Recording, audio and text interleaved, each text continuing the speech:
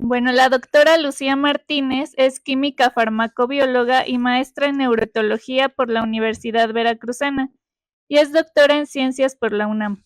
Actualmente es investigadora en ciencias médicas en el Instituto Nacional de Psiquiatría Ramón de la Fuente Muñiz. Sus investigaciones actuales son uno sobre los trastornos neuropsiquiátricos y el envejecimiento, estudiando la influencia de la edad y las hormonas gonadales en modelos animales de depresión, ansiedad y memoria para analizar factores de vulnerabilidad para estos trastornos y las opciones de tratamiento en relación con la edad y el sexo. Y dos, sobre la fitofarmacología, desde la cual evalúan los efectos de extractos de plantas utilizadas en la medicina tradicional mexicana, también en modelos animales de depresión, ansiedad y conducta sexual, para elucidar sus mecanismos de acción. El día de hoy, la doctora nos va a presentar una ponencia titulada Plantas medicinales en la salud mental y sexual. Bienvenida, doctora, Muchas adelante. gracias, muchas gracias. Sí, buenas tardes. Bueno, la charla que les voy a presentar tiene que ver con justamente evaluación de estos extractos de plantas, usando como ejemplo Turnera difusa, que es una planta pues de importancia económica, pero también de importancia fitoquímica. Entonces, bueno, nada más a modo de ilustración, pues muchas culturas, o si no es que todas las culturas en la humanidad, han usado recursos del reino animal, vegetal o mineral para curar, aliviar o hacer sentir mejor a la gente de su comunidad. Es algo que nosotros hasta la fecha lo seguimos haciendo, incluso cuando tomamos una infusión o un té, ¿no? Esa es una historia pues de ensayo y error para justamente generar este tipo de cambios en la conducta de la gente o en los síntomas, ¿no? También se usaron o se usan de manera ritual para experimentar una conexión con la divinidad y también para conocer, ¿no?, los pensamientos más profundos. Y bueno, existen propuestas actuales que dicen que también las plantas ayudan a procesar justamente todas estas memorias que han quedado ocultas, ¿no?, en lo más profundo de nuestro sistema nervioso central. Se sabe que actualmente hay más o menos un estimado de 350,000 especies de plantas vasculares que son usadas alrededor del mundo, y este refinamiento en diversas culturas ha llevado a algo que se conoce como medicina tradicional. Entonces, de acuerdo con la Organización Mundial de la Salud, la medicina tradicional pues es la suma de todo este conocimiento, habilidades, prácticas basadas en teorías, creencias, experiencias de diversas culturas que pueden ser explicables o no, pero que se usan para el mantenimiento de la salud, la prevención, diagnóstico, la mejora, hubo una repetición de palabra, y el tratamiento de enfermedades físicas o enfermedades mentales. Entonces existen pues una serie de necesidades versus preocupaciones en torno al desarrollo de medicamentos que nos ayuden a atender enfermedades. Puse aquí arriba las necesidades, que es contar con medicamentos económicos, eficaces y seguros para una serie de problemáticas en salud. El uso, digamos, en el caso de las plantas medicinales, pues tiene que ver con esto, pero también tiene que ver con economía.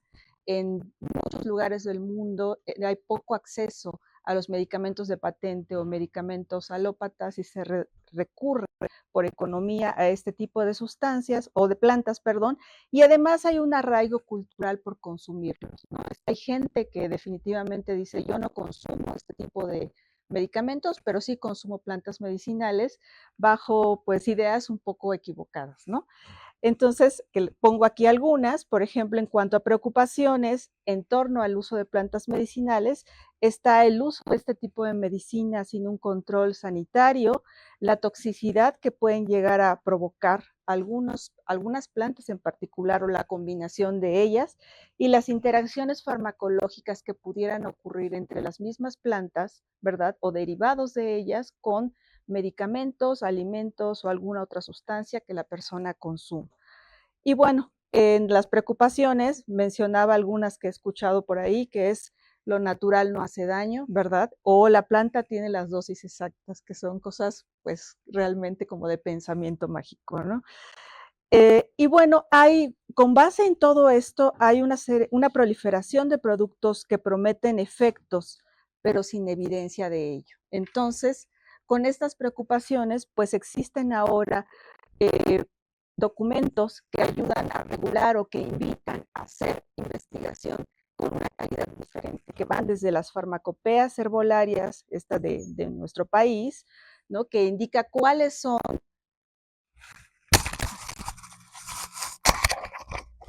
perdón, cuáles son los procedimientos para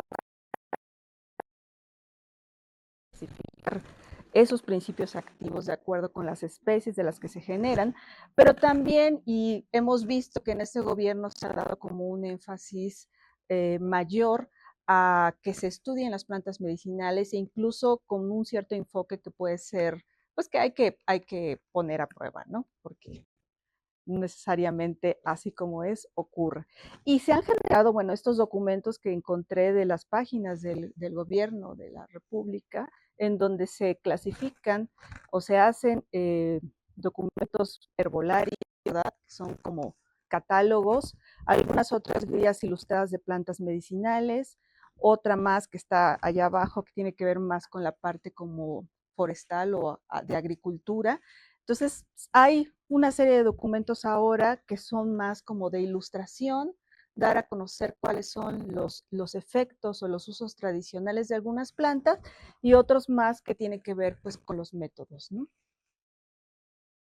Bueno, considerando estos pros y contras o estas necesidades y preocupaciones, pues incluso la Organización Mundial de la Salud da la invitación o exhorta a los países a realizar investigación que tenga que ver con identificar los efectos reales que producen las plantas, delimitar en qué contexto se producen estos efectos y también dar a conocer su toxicidad, ¿no? Surge más o menos publicaciones que han sido, que han incrementado conforme pasa el tiempo, se ha estabilizado más o menos en 5,000 publicaciones al año en datos recientes. La mayoría de ellos tiene que ver con farmacología, toxicología farmacéutica, con medicina, biología molecular, agricultura, química, inmunología y microbiología, pero hay otras ramas de las ciencias que también tienen este enfoque del estudio de la medicina tradicional o de las plantas. En la parte de la derecha tenemos ahí los países en tonos de verde más intensos que sobresalen por su producción de reportes científicos. Entre ellos vemos la India y China, pues son los que más reportes generan por año, o en el de 1960 a la fecha, los que más han generado publicaciones relacionadas con identificar algún aspecto de las plantas medicinales. Otros países como en América, que son los que tienen el liderazgo en este sentido, y muchos otros que vemos en tonalidades más claras que le siguen en esta lista de producción científica relacionada con el estudio de las plantas medicinales. Y bueno, en los temas que trabajamos en el instituto, pues todos tienen que ver con salud mental, ¿no? Con enfermedades mentales, y nuestro abordaje en el laboratorio es a través de modelos animales de depresión, de ansiedad, de alteraciones, por ejemplo, la memoria, pero también con algunos otros como disfunciones sexuales, ¿no? Que tienen una relación importante, digamos, con algunos de estos desórdenes del estado de ánimo. Eh, todo lo hacemos en modelos experimentales con roedores de laboratorio, entonces esto pues tiene la interpretación relacionada con el uso justamente de este tipo de modelos. El interés, digamos, por depresión y ansiedad es porque son los trastornos más frecuentes, son trastornos que se presentan a veces desde la adolescencia, alcanzando un pico en su tasa, digamos, de manifestación en la edad adulta joven, ¿verdad? Pero que son como altamente comórbidas, que generan como trastornos una serie de síntomas que alteran la calidad de vida de los pacientes. En la depresión Los síntomas más frecuentes y por los cuales se diagnostica pues, son el ánimo deprimido, la tristeza, la anedonia, que sería la incapacidad para experimentar placer, los sentimientos de culpa, dificultad para concentrarse y tomar decisiones, entre otros. También hay síntomas relacionados con la alimentación, ¿verdad? Con el sueño, con la actividad locomotora. En la ansiedad, pues se caracteriza principalmente por taquicardia, sudoración, dificultad para pensar con claridad y fallas en la memoria. Estos dos trastornos inciden directamente en cómo se expresa la sexualidad, ¿no? Personas que tienen depresión van a tener alteraciones sexuales en alguna de las fases de la expresión sexual, que puede ser el deseo, el placer o la potencia sexual. La ansiedad puede ser a lo mejor un facilitador de la expresión sexual cuando se mantiene en niveles normales, pero si llega a ser patológica, va a alterar siempre algunas de estas fases de la expresión de la sexualidad. Y notablemente los fármacos que tienen efecto antidepresivo y tienen un efecto ansiolítico van a producir también alteraciones de la función sexual que son de relevancia en el sentido de que los síntomas o la disminución de la función sexual puede hacer que la gente abandone el tratamiento, ¿no? Entonces sí son como disuaden, digamos, a la persona de continuar con el tratamiento, reducen el apego y entonces parte de la búsqueda de este tipo de farmacoterapia tiene que ver con que haya algún medicamento que pueda atender esto sin alterar esto otro, ¿no? O que independientemente de estas mejoras, también haya una mejora en el caso de las disfunciones sexuales. Medicamentos, bueno, conocemos muchos para atender de manera muy específica los desórdenes, por ejemplo, los antidepresivos. Sabemos que este tipo de compuestos generalmente son de estructura química tricíclica, algunos, ¿no? Los más viejitos, otros son inhibidores, se clasifican también por su función como inhibidores de la monoaminoxidasa, que es la enzima eh, que degrada las monoaminas cerebrales. Este tipo de medicamentos, incluso los de más reciente uso, como la fluoxetina, que son inhibidores de la recaptura de serotonina, van a mejorar la neurotransmisión de diferentes sistemas cerebrales. Contrario a lo que se piensa, pues no producen dependencia ni tolerancia farmacológica, sin embargo, tienen un impacto en la función sexual, ¿no? Por ejemplo, disminuir el deseo sexual o disminuir, en el caso del varón, la erección, ¿no? Los ansiolíticos son receptores del sistema nervioso, los prototípicos son las benzodiazepinas, que producen a través de aumentar la neurotransmisión GABAérgica una sensación de calma y tranquilidad asociada a esta sensación, a esta mejora en los síntomas cognitivos. No se recomienda usarlos por mucho tiempo porque generan dependencia y las dosis altas definitivamente pueden entorpecer la función sexual. Y bueno, los tratamientos para mejorar la potencia sexual, que son los más comunes, como el sildenafil, tienen efectos que podrían poner en riesgo a pacientes que tienen, por ejemplo, problemas cardíacos, ¿no? Abundan también estos suplementos que prometen mejorar el deseo, la potencia y el placer sexual. Se desconoce si en realidad tienen este tipo de efecto, si están adulterados, o sea, hay una serie de situaciones ahí que hacen pensar que, pues, a lo mejor sí hay efectos, ¿no? Sin embargo, es importante seguir estudiando las sustancias que se van incluyendo en este tipo de suplementos para saber que efectivamente tienen una acción farmacológica, no es un placebo, o que no tienen que ver con algún otro sistema en el cual podrían estar haciendo efecto.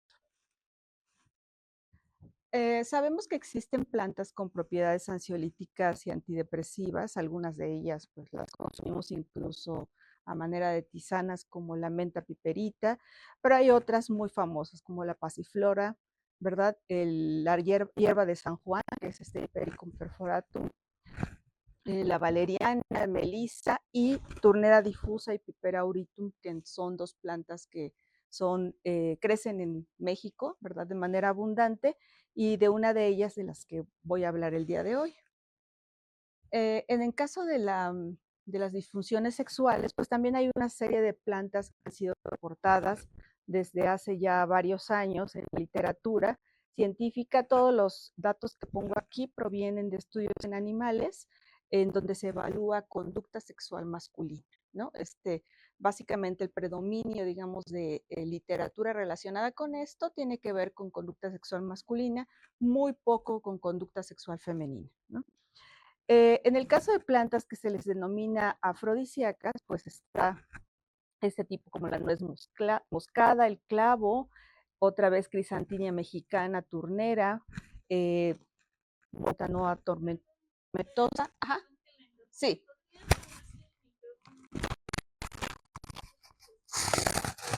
Ay, perdón. Ok, sí. Bueno, ahorita me dicen. Sí, y entonces en estos casos les decía, lo que se produce es incremento de algunos de estos parámetros que tienen que ver con la expresión de la conducta sexual masculina, que en un momento les voy a mostrar cuáles, ¿no? Entonces, bueno, turnera difusa es una planta de importancia económica porque es muy agradable, ¿no? Es una planta que huele muy bien, es una planta que sabe muy bien, que se usa como saborizante, ¿verdad? Pero que también tiene estas propiedades que se le denomina tónico, ¿no? O sea, que tiene como esta propiedad vigorizante. Uh-huh. Eh, es una planta que crece en este clima pues de nuestro país, ¿verdad? Semicésped templado, un arbusto silvestre que se cultiva también para esto, ¿verdad? Y florece de julio a noviembre. Las propiedades afrodisíacas de turnera difusa han sido reportadas en una gran cantidad de libros, pero como anécdotas, ¿no? Como datos de que sabemos que mejora la función sexual, pero hasta ahí, ¿no? Entonces, incluso en el libro de Plantas de los Dioses viene en un cuadrito referido a la mención que se hace, ¿no? En muchos así es. Se conoce como Damiana de California, Damiana del Venado, Garrañona, entre otros nombres. Es una especie de amplio uso medicinal en México, ¿verdad? Se usa como en estos jarabes, en soluciones alcohólicas para mejorar el sabor. Hay mezcales con esta damiana, tequilas con damiana, porque tiene un sabor agradable, ¿no? Los mayas pues lo usaban para curar síntomas respiratorios, como la tos, el catarro, también como expectorante. Y en el siglo XX, Maximiliano Martínez la reporta como un tónico débil, es decir, con estos efectos vigorizantes, ¿no? Pero dice además, ahí es donde vienen las menciones, ¿no? Favorece la irrigación del bajo vientre, cualquier cosa que eso signifique, ¿no? Y estimula el deseo sexual. Bueno, ahí queda un poco más claro, pero lo anterior, no sé. Sí. Estos autores la refieren como para calmar los nervios. Entonces, bueno, hay estas referencias, pues la compran en estos países. Entonces, parte de lo que se hace en nuestro país es cultivarla para venderla y para producir estos suplementos que se distribuyen en muchas partes del mundo. Nosotros hace ya bastantes años hicimos la evaluación del extracto acuoso de turnera difusa para determinar cuál era su composición. Olvidé comentarles toda esta investigación la realizo en colaboración con la doctora Reyes, que es la responsable del laboratorio de fitoquímica del Instituto Nacional de Psiquiatría. Entonces, toda la parte química la realiza ella y la parte de evaluación en animales la realizamos en mi laboratorio. Entonces, en un análisis pues, muy exhaustivo de la composición del acuoso, pudimos identificar que el acuoso de turnera difusa tiene una gran cantidad de flavonoides, ¿no? Que como sabemos, los flavonoides son importantísimos principios activos que tienen acción en diferentes células de diferentes tejidos con acciones muy particulares, ¿no? Los flavonoides estuvieron presentes en este extracto, que vale decir que la planta se compra, no es una planta recolectada como tal, se compra en una temporalidad específica, se hacen los estudios, entonces los resultados que les voy a mostrar, aunque sean de trabajos distintos, van a ser siempre de un extracto que tiene una composición similar, ¿no? Entonces, algo como semi-estandarizado, estandarizado, ¿no? Y lo que también es liofilizar el extracto acuoso, que es el que utilizamos de manera preferencial. Esto porque generalmente se consume en soluciones acuosas, ¿no? Algunas personas la consumen en soluciones alcohólicas. Nosotros hicimos alguna prueba que ahorita les platicaré, pero la mayoría de las veces es acuosa, entonces usamos extracto acuoso en casi todos los estudios, ¿no? Y bueno, ¿qué evaluamos? Para determinar acciones ansiolíticas en los roedores, tenemos una gran cantidad de modelos disponibles en la literatura que podemos seguir. Nosotros usamos preferencialmente dos: el laberinto elevado en cruz y la prueba de enterramiento defensivo. Brevemente les comento, el laberinto elevado en cruz es una prueba muy sencilla en donde se evalúa la ansiedad exploratoria y donde se reta al animal a que esté ya sea en los espacios que tienen protección o en los espacios abiertos de esta cruceta. Los roedores pues van a sentir siempre preferencia por tener menor cantidad de luz y estar protegidos. Se van a meter a los brazos cerrados del laberinto y van a estar más tiempo aquí. Pero un animal que es administrado con ansiolíticos, como cualquier benzodiazepina, va a explorar o va a salir más veces de estos brazos cerrados, a estar más tiempo en los brazos abiertos y a cruzar más veces por estos brazos abiertos respecto a lo que hace un animal que no tiene tratamiento. Entonces, este tipo de ansiedad de exploración pues es relativamente fácil de medir. Sensible a fármacos como GABAérgicos, benzodiazepínicos, serotonérgicos. En el caso de este otro tipo de modelo, es la prueba de enterramiento defensivo. Nuevamente explota una conducta natural de los roedores, que si encuentro algo de mi madriguera que no me gusta, voy a mover lo que hay en el piso y se lo voy a aventar, ¿no? Como a tratar de defenderse. Entonces, esta conducta defensiva la muestran los roedores en vida silvestre también. En el laboratorio, los animales tienen como estímulo aversivo un electrodo que sale por aquí, que está conectado a un estimulador. Se generan choques eléctricos cuando el animal hace contacto con el electrodo. Son de muy baja intensidad, no producen lesión, pero sí los molestan, ¿no? Y ante eso, el animal responde moviendo el acerrín, ¿verdad?, hasta cubrir el electrodo. Se cuenta cuánto tiempo pasan los animales enterrando el electrodo, la latencia al enterrar el electrodo y otras variables que nos dan un indicador de qué es lo que está el animal experimentando. Y bueno, como es una situación de ansiedad defensiva, obviamente solamente los animales que expresan conducta defensiva tienen esa conducta de enterramiento.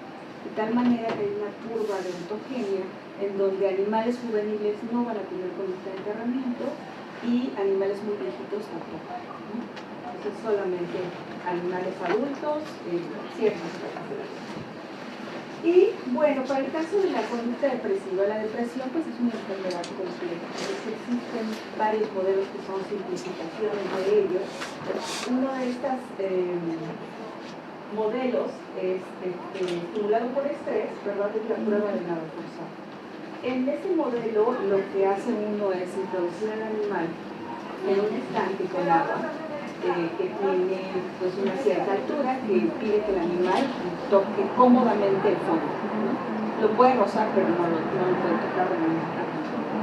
Y está muy estrecho, entonces sí es una situación que le genera al animal cierta angustia. Después de una primera exposición de 15 minutos, 24 horas después el animal es reexpuesto a esta circunstancia, ¿verdad?, forzado a andar de nueva cuenta, y lo que se genera es una conducta de inmovilidad. Esta conducta de inmovilidad se sabe que tiene que ver con la depresión porque los antidepresivos y no otro tipo de sustancias reducen la conducta del adulto. Se le denomina, digamos, desde la interpretación desesperanza, y entonces la reducción de la desesperanza tendría que ver con la actividad antidepresiva. Existen modelos más complejos, pero en general ese es el más sencillo para poder hacer un screening de dosis, ¿verdad? Y para identificar ciertas circunstancias que posteriormente nos podrían ayudar a diseñar un experimento más complejo. Y en el caso de la conducta sexual, para el screening de los efectos de la Damiana de California, nosotros utilizamos a la rata macho porque es una especie de más fácil uso en el laboratorio para hacer este tipo de evaluación. Los animales que utilizamos son ratas albinas, como pueden ver aquí. Les damos una serie de oportunidades de copular con la hembra. Normalmente nosotros tenemos machos con machos, el biotello, hembras con hembra, pero para la prueba los reunimos y les damos varias oportunidades para poder identificar qué tipo de animales. Igual que ocurre en los humanos, pues la respuesta sexual no es homogénea. Hay animales que son copuladores rápidos, otros que son copuladores lentos y una fracción muy chiquita de animales que no copulan. Entonces, para poder nosotros tener una población de la cual conocer de qué base estamos partiendo, necesitamos ponerlos a algo que les llamamos entrenamiento, a copular con hembras sexualmente receptivas, identificar su conducta y clasificarlos. Entonces, para esto, una vez que los animales están clasificados, podremos nuevamente jugar de acuerdo con nuestro objetivo, con pues, lo que sigue, ¿no? Que sería la evaluación de las sustancias en circunstancias muy particulares. Entonces, por ejemplo, cuando empezamos a evaluar turneral difusa, pues sí nos llamaba la atención el dato anecdótico, pero decimos no hay datos en la literatura y efectivamente no había ningún reporte que validara la actividad prosexual del extracto o de la planta.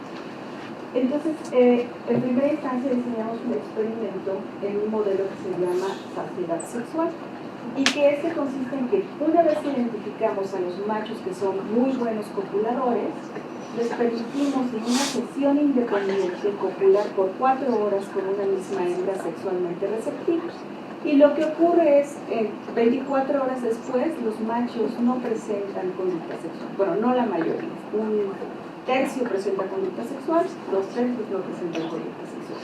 En ese inter ocurren una serie de cambios plásticos que pueden ser manipulados de tal forma que uno identifica que esa disminución en la capacidad copulatoria del animal tiene que ver con motivación sexual. Entonces hay un montón de historias relacionadas con esto en la literatura que nos aseguran que cuando un animal deja de copular después de la cópula libre y la eyaculación repetida, se genera esa situación de saciedad sexual. Entonces, bueno, en este modelo de saciedad sexual evaluamos varias dosis de turnera difusa, que esa fue otra cosa que encontramos en aquel momento en la literatura. No se expresaban en dosis, así en relación de miligramos por kilo, sino como le pusimos tantos mililitros a la dosis, ¿no? Entonces, bueno, a partir del extracto utilizado pudimos hacer una dosificación, y aquí lo que les voy a mostrar en esta gráfica es los resultados en la saciedad sexual sobre el número de animales que es capaz de expresar conducta sexual. Previamente ya vimos que eran muy rápidos, después los pusimos a copular 4 horas. Perdón.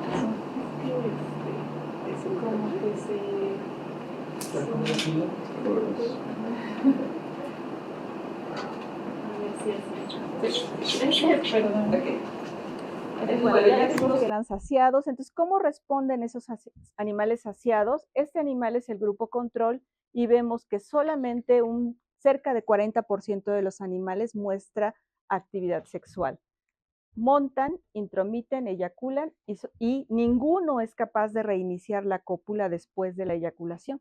Eso nos demuestra que están saciados. El resto no tiene conducta sexual, ¿no? Y Turner... bueno, de la saciedad 24 horas después. 24 horas después, esa sería la respuesta típica, ¿no? Y vemos que el extracto de turnera difusa, administrado por vía oral en todos los casos, incrementa el número de animales que es capaz de montar, intromitir, eyacular y que reinicia la cópula. Digamos, la evidencia más robusta en cuanto a reversión de la saciedad sería que el animal reinicie la cópula. ¿Por qué? Porque estos animales que están acá, para que logren alcanzar su expresión de conducta sexual normal, todos, ¿no? El 100% tienen que pasar aproximadamente 2 semanas. Eso quiere decir que si son capaces incluso de reiniciar, pues sí hay una importante reversión de la conducta, de la saciedad sexual. Y bueno, en aquellos animales que sí expresaron la conducta sexual, ¿qué es lo que tenemos aquí? Tenemos una variable que se llama intervalo poseyaculatorio, que también tiene que ver con motivación sexual. Una vez que el macho eyacula, ¿cuánto tiempo tarda para reiniciar la cópula? Eso tiene que ver con que a la hembra que tiene enfrente la identifique como un estímulo sexualmente interesante y que haga rápido la primera intromisión o no la haga rápido, ¿no? Y en este caso lo que vimos es que este es un valor arbitrario, ¿verdad? Porque los machos que son sexualmente saciados, pues a las 24 horas no son capaces de mostrar conducta sexual. Este es el tope de la prueba, ¿no? Mientras que los animales tratados, pues todos tuvieron un intervalo poseyaculatorio corto con diferencia significativa en el caso de estas dos dosis, ¿no?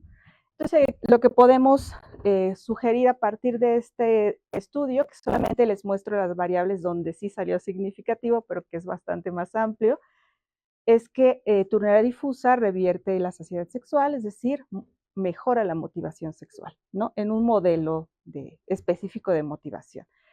Y aquí lo que encontramos es la comparación de esa dosis efectiva, que fueron 80 miligramos por kilo, con yoimbina, que pues sabemos también es un derivado, ¿verdad?, de plantas medicinales, aunque aquí es una molécula pues pura. Y vemos que si nosotros nos vamos al reinicio de la cópula, que sería nuestra variable como más importante, con yoimbina el 100% de los animales reinicia la cópula, confirmando, ¿verdad?, la reversión de la saciedad, y turnera difusa lo hace alcanzando más o menos la mitad de la respuesta de yoimbina y también con mucho menor potencia farmacológica, porque necesitamos 80 miligramos por kilo para ese efecto. En todo caso, podemos concluir que sí es capaz este extracto acuoso de mejorar la conducta sexual. Y en un estudio subsecuente, aquí utilizamos machos que pues no son los más rápidos, sino machos con cópula irregular. Y lo que pusimos a prueba era, bueno, queremos saber algunas vías que tienen papel en la expresión de la sexualidad. Entonces, se nos ocurrió hacer una primera aproximación con la vía del óxido nítrico. Y entonces, para eso utilizamos un inhibidor de la sintasa del óxido nítrico. Vamos a centrarnos, por ejemplo, en esta gráfica. Aquí estos machos sluggish, pues como les comentaba, son animales que son de cópula lenta, más irregulares en la expresión de su conducta sexual, pero que en todo caso sí la manifiestan. Las latencias de eyaculación son más largas. Aquí lo podemos verificar. Esta variable que es latencia de eyaculación, vemos un animal que es rápido versus un animal sluggish. Este que tenemos aquí es un control positivo con sildenafil, y lo que vemos es que el sildenafil hace más corta la latencia de eyaculación y que una dosis de turnera difusa también reduce, ¿verdad?, la latencia eyaculatoria. Y acá lo que hace también esta misma dosis de turnera difusa es reducir el intervalo posteyaculatorio. Eso quiere decir que además en este tipo de machos, ¿verdad?, que son como los normales, los promedio, mejora tanto aspectos motivacionales como aspectos relacionados con el umbral para alcanzar la eyaculación. Entonces hay efectos prosexuales un poquito más amplios que no pudimos ver con el otro modelo. Y aquí lo que tenemos es el uso de este fármaco, que es un inhibidor de la síntesis del óxido nítrico administrado previamente a la dosis efectiva de turnera. Si regresamos a esta variable de latencia de eyaculación, podemos ver que la sustancia, el inhibidor de la síntesis por sí solo no hace efecto sobre la latencia de eyaculación, pero cuando se administra previo a sildenafil, impide este efecto de sildenafil. ¿no? Se regresa como a los controles. Nuevamente, en este caso son las combinaciones con el extracto y vemos que ese es el efecto del extracto cuando uso un tratamiento con este inhibidor de la sintasa del óxido nítrico previo al extracto, otra vez se regresa incluso un poquito más arriba del control. En el caso del intervalo posteyaculatorio no hubo diferencia significativa. Entonces hay una participación de la vía del óxido nítrico, sobre todo en lo que tiene que ver con el umbral eyaculatorio. Y aquí los datos son de la actividad eléctrica del músculo bulboespongioso. Es un músculo que participa justamente en esta función eyaculatoria. Estos son los registros de la actividad eléctrica, el que se produce por la estimulación mecánica de la uretra que evoca esta respuesta eléctrica, aquí con turnera difusa, con sildenafil, el inhibidor de la sintasa y luego el uso del inhibidor de la sintasa previo a sildenafil que disminuye la respuesta de turnera, previo a turnera, y luego previo a sildenafil que disminuye la respuesta de sildenafil. Entonces vemos que en este caso, que es un modelo ex vivo, donde se utiliza a un animal y se aísla músculos que participan en la eyaculación, un músculo que es representativo, lo que podemos ver es que sildenafil, además de cambiar la conducta, ¿verdad? También cambia la actividad eléctrica de áreas específicas relacionadas con la eyaculación. ¿Qué hace turnera difusa en la ansiedad? Aquí les muestro los datos de la prueba de enterramiento defensivo, en donde exponemos dos variables que son el tiempo acumulado de enterramiento. Les había comentado que la respuesta es el objeto, digamos el electrodo. Se cuenta todo eso, se cuenta la latencia a expresar la conducta de enterramiento y el tiempo acumulado es un indicador de los niveles pues, de ansiedad o de temor que expresa la rata. Y la latencia, es un indicador del tiempo de reacción. Cuánto tarda el animal en responder cuando recibe el estímulo, ¿no? Eléctrico. Y encontramos aquí que no se modifica la latencia, pero sí hay una reducción del tiempo de enterramiento defensivo de las ratas tratadas con esta dosis de turnera difusa. Todos estos cambios, tanto los de conducta sexual como los que tienen que ver con la ansiedad, no están relacionados a un incremento, por ejemplo, de la actividad locomotora. Uno pudiera pensar el animal está mucho más estimulado y por eso es que tiene mejor respuesta sexual y pues una serie de respuestas, pero no es el caso. La conducta ambulatoria continúa igual, pero las variables que son específicas para llegar, digamos, a estas conclusiones son las que están afectadas, ¿no?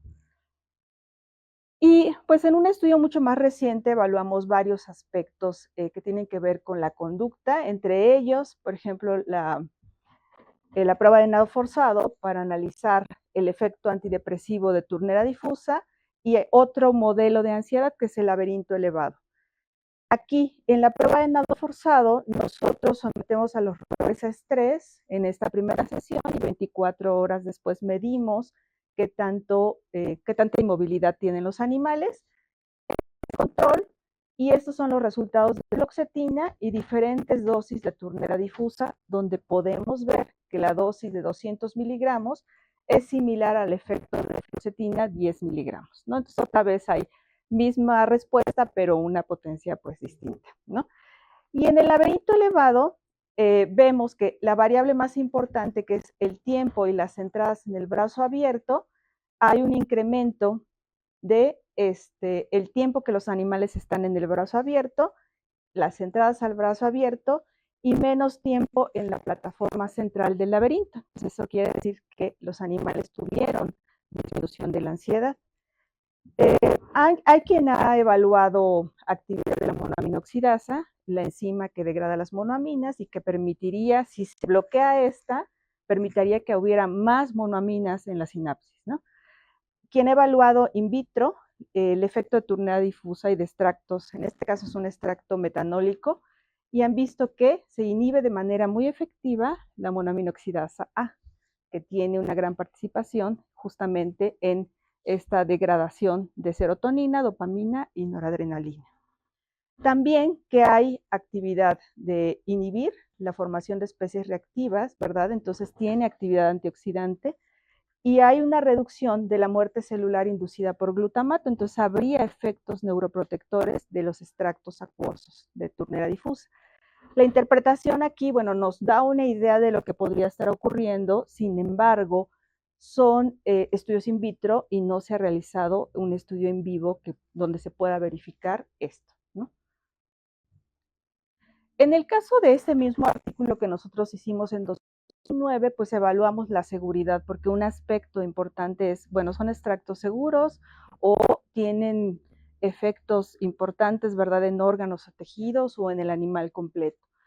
Y lo que encontramos es que, siguiendo los protocolos establecidos para este fin, que son alrededor de 28 días, en este caso 100 ratones, hay una reducción del peso corporal de los animales, que muestra diferencias por sexo, principalmente los machos disminuyen el peso corporal, ¿sí? Está muy interesante eso porque, ajá, no, porque hay quien lo había reportado que mejora el vaciamiento gástrico, entonces posiblemente tenga que ver con eso. Necesitamos ahí unas jaulas metabólicas y algunas cosas un poco más elaboradas para poder identificar qué está ocurriendo con estos animales, si están comiendo menos o tiene que ver con, sí, efectivamente con el vaciamiento gástrico o es algo más del metabolismo, ¿no? O sea, algo de la balance de energía. Lo desconocemos, solo tenemos el dato que lo hace a lo largo del tiempo, ¿no? Pero no modifica el peso de los órganos, que son importantes, riñones, el estómago, el hígado, el vaso, tampoco modifica la morfología. Y aquí se probaron dosis de 1, 10, 100 y 1000, y en ningún caso hubo ningún tipo de modificación, ¿no? No se modificaron ni urea ni creatinina, bilirrubina o enzimas hepáticas que pudieran estar dando indicios de hepatotoxicidad. Y únicamente en esta dosis de 1000 miligramos por kilo produjo un efecto de disminución del tono muscular en una prueba que se llama la rejilla invertida, ¿no? Y disminuyó la coordinación motora en el rota-rota. Ajá. Eso lo hizo a esa dosis y recordemos que las dosis efectivas están en el rango de menos de 100 miligramos por kilo. Y bueno, las conclusiones de esta serie de trabajos es que el extracto acuoso pues, produce efectos sobre la conducta. Reduce la desesperanza, reduce la ansiedad en varios modelos y mejora la conducta sexual masculina.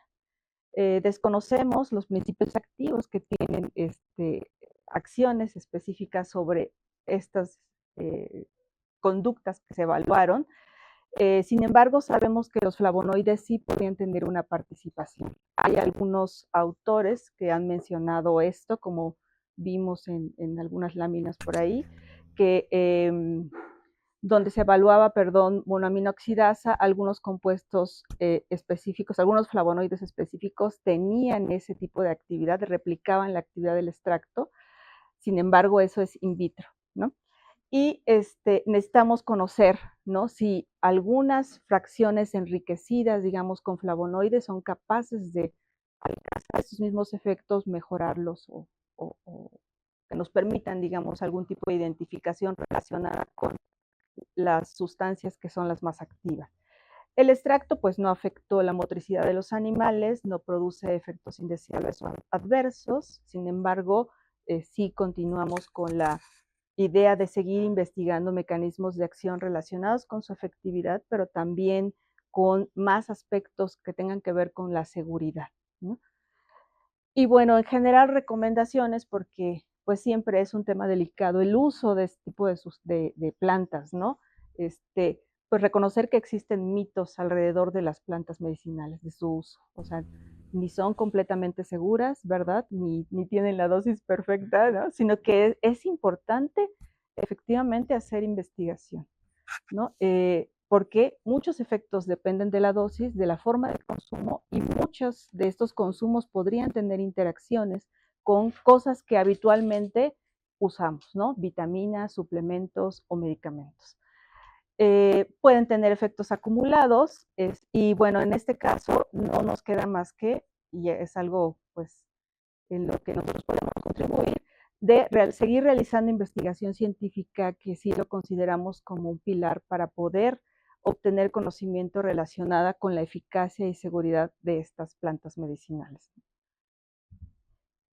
Y pues nada más agradecer a mis colegas en el laboratorio, José Jaime Herrera Pérez, Tania Hernández, Sergio Márquez Baltazar, y a la doctora Rosa Estrada Reyes por esta colaboración que hemos mantenido por muchos años, y a personal de su laboratorio, Ana María Dorantes Barrón. Muchas gracias. Gracias, doctora. Bueno, vamos un poco atrasados, pero vamos a dar tiempo para un par de preguntas breves. ¿Alguien que guste? Adelante, Derby. Después por acá. Buenas tardes, muchas Hola, gracias, buenas doctora, tardes. sumamente interesante. Mi pregunta es, en estudio específico con áreas cerebrales, no sé si lo han realizado y si consideraría que, por ejemplo, pudiera haber una afectación directa sobre la amígdala por esta inhibición de la respuesta al miedo, la hipersexualidad y esta conducta de docilidad, por ejemplo. Sí, sí, definitivamente hay que hacerlo. No exactamente con el extracto acuoso. Bueno, tendríamos que hacer un diseño que nos ayudara a contestar justo a esta pregunta, pero sí suponemos que la amígdala tiene un papel en la ansiedad, en la regulación de la ansiedad. Sabemos, algo que olvidé comentarles, es que sí, efectivamente, turnera difusa tiene acciones sobre el receptor GABA o mejora algunos de los efectos del receptor GABA. Entonces, por ahí podría haber un mecanismo que explique, ¿verdad?, a nivel de la amígdala o del hipocampo, la reducción de la ansiedad y también la actividad antidepresiva. Lo hicimos en este modelo para el caso de actividad antidepresiva, que es más sencillo, pero usualmente sí, hipocampo participa en la expresión de esta conducta de desesperanza también, y la amígdala igual.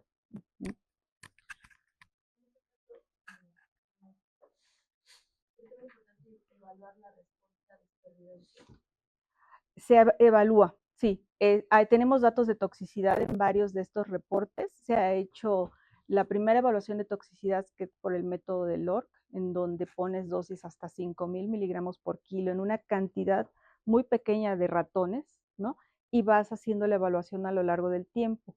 5,000 miligramos por kilo no provocó muerte, o sea, en ningún caso hubo muerte de animales, ¿no? En el estudio más prolongado de seguridad, que son 28 días, también se analiza la supervivencia de los animales. Tampoco hubo casos de muerte y tampoco de deterioro, por ejemplo, en cosas observables como el estado del pelaje, sí, en el peso corporal, que es lo que uno se pregunta, bueno, ¿qué está pasando con el peso corporal? ¿Hay afectaciones en los diferentes órganos? Los órganos no, pero sí hay disminución del peso corporal. Sí. Oye, Lucy, hola. Sí, sí, Leo. Oye, Lucy, ¿y liofilizan toda la planta o si hacen como la dividen en pedazos para, pues eso, las hojas más jóvenes, más grandes, o sea, ¿no? Sí, muy buena pregunta. En realidad usamos las plantas de una temporada, que serían como de julio y agosto. La floración es en julio, entonces usamos partes aéreas de la planta y posteriormente todo el extracto está hecho con estas partes aéreas de la planta. No hemos separado por diferentes partes, ¿no? Ajá. ¿Incluyendo las flores, no? Sí, incluyendo las ¿sí? flores, sí, sí, sí. Okay. Todo lo que sea aéreo, eso se utiliza se seca, se muele y se hacen los extractos, el acuoso para la evaluación y los otros extractos orgánicos para determinar compuestos. Es que en la primera tabla que pones, Ajá, dice porcentaje de área o algo así. ¿Qué es ajá. eso? Es que No, no, es un no es porcentaje el de algo de la HPLC. planta. Ya quité eso. Pero bueno, vienen tiempos de retención de las columnas, ¿verdad? Y tienen como abundancia. Algo parecido a la abundancia. ¿Qué tan abundantes son estos metabolitos secundarios en el extracto que está puesto de evaluación?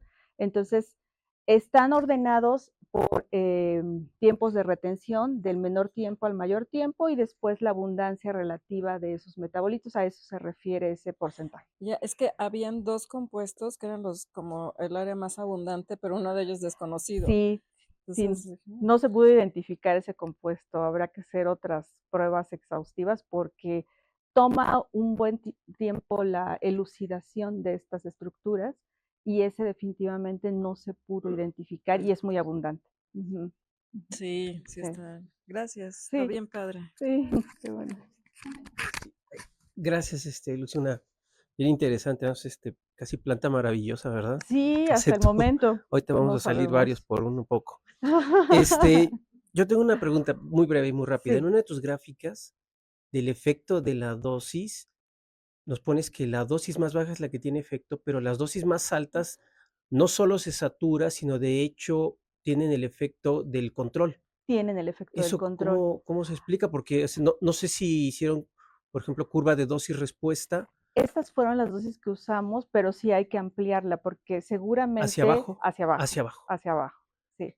Nos pasamos un poco de dosis y eso tiene que ver con que justo en la literatura no contábamos con ninguna referencia en aquel momento para la dosificación. Tuvimos que hacer muchos pilotos incluso con vías de administración para identificar cuál es la mejor vía de administración y cuál es el rango de dosis que podría ser efectiva. Entonces, sí, tendría que ser hacia Hacia abajo. abajo. Ujú, Y nada más, ¿cómo interpretan que de hecho, o sea, que las dosis altas ajá. no estén en la parte de la curva de saturación, sino de hecho igualitas al control? Sí, O sea, uno esperaría que estuviera más o menos en el nivel de la saturación, ¿no?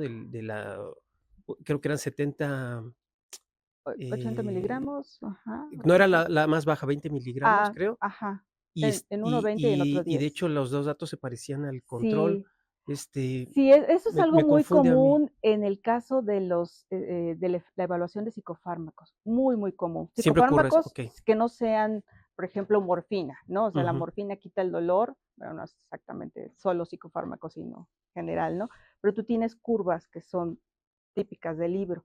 En el caso, por ejemplo, de ansiolíticos, de antidepresivos, de estimulantes de la conducta sexual, tienes generalmente curvas en U o ujú, curvas en U invertidas. ok. Entonces, no llegan a producir efectos tóxicos. Lo que puedes tener es estas evaluaciones que van corriendo en paralelo. Es, bueno, ¿por qué llegó otra vez al control? Porque hay efectos sedantes, porque hay efectos en tono muscular. Si descartas eso, pues tiene que ver más bien con este Ujú, patrón de una ventana de dosificación muy chiquita para los compuestos que son ansiolíticos y antidepresivos, que ocurre incluso en los seres humanos, ¿no? O sea, ujú, tomas 20 o tomas 40 y ya, ¿no? O sea, no, si tomas más ya vas a tener otros efectos adversos, si tomas menos no alcanzas a producir efectos o puedes producir, en el caso, por ejemplo, de ansiolíticos, efectos paradójicos, ¿no? claro, Entonces son normalmente estas curvas en U. ok. Ujú. Estaría interesante averiguar Sí, hacia los abajo, por efectos y hacia abajo y los supuesto. mecanismos fisiológicos. Sí, sí. Gracias. No, de nada. Gracias, doctora. Igualmente le hacemos entrega de este Ay, muchas pequeño gracias. obsequio por su participación y le estaremos enviando su constancia también. Muchas gracias. Gracias.